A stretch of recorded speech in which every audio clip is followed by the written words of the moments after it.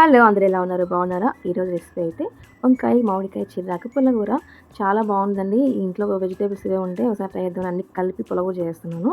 చాలా అంటే చాలా టేస్టీగా ఉంది. ఈ రెసిపీ అయితే రైస్‌లోకి తినొచ్చు, చపాతీకి తినొచ్చు, సంగటిలోకి కూడా చాలా రుచిగా ఉంది. ఎలా చేయాలో ఒకసారి చూసేద్దాము. వంకాయలు అయితే నేను కట్ చేసుకొని ఉప్పు నీళ్ళలో అయితే పెట్టుకున్నాను. కుక్కర్ తీసుకొని కుక్కర్లోకి వంకాయ ముక్కలు, మామిడికాయ ముక్కలు, చిర్రాకు, టమోటాలు, పచ్చిమిర్చి, పసుపు, ఉప్పు అన్నీ వేసేసుకొని ఒక 2 గ్లాసెస్ అయితే వాటర్ వేసుకున్నాను. వేసుకొని ఒక 2 విజిల్స్ అయితే ఇచ్చుకున్నానండి. చాలు సరిపోద్ది. ఇంకా మామిడికాయ అయితే అంతా వేసుకోకూడదు. ఒక సైడ్ మాత్రమే కట్ చేసేసుకున్నాను. పులుపు మరి ఎక్కువైపోతుంది. అదైతే సరిపోతుంది అని చూపిస్తున్నాను. వేసుకొని కుక్కర్ పెట్టేసుకొని 2 విజిల్స్ వచ్చినాక ఆఫ్ చేసేసి ఆ మిశ్రమాన్ని అయితే పప్పు గుత్తితో పామేసుకోవాలండి. ఇలాగ పామేసుకొని ఒక గిన్నెలోకి అయితే తీసుకున్నాను.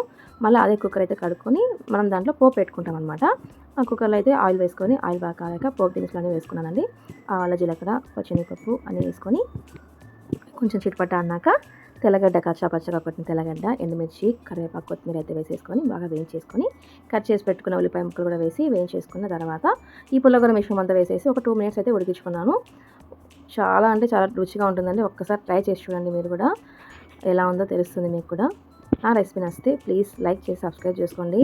నాకు లైక్ చేసి కామెంట్ ఇస్తే అదొక బూస్ట్ లాగా ఉంటుందండి. ఇంకా మంచి మంచి రెసిపీ అయితే పోస్ట్ చేస్తాను. నాకు వచ్చినటివి పోస్ట్ చేస్తాను. మీకు తెలుస్తాయి కదండి. ప్లీజ్ అండి, ప్లీజ్ చిన్న కామెంట్ చేయండి. సబ్స్క్రైబ్ అయితే చేసుకోవడం మర్చిపోకండి. లైక్ చేయండి, షేర్ అయితే మీకు తెలిసిన వాళ్ళకైతే షేర్ చేయండి. థ్యాంక్ యూ ఫర్ వాచింగ్ అండి. బాయ్.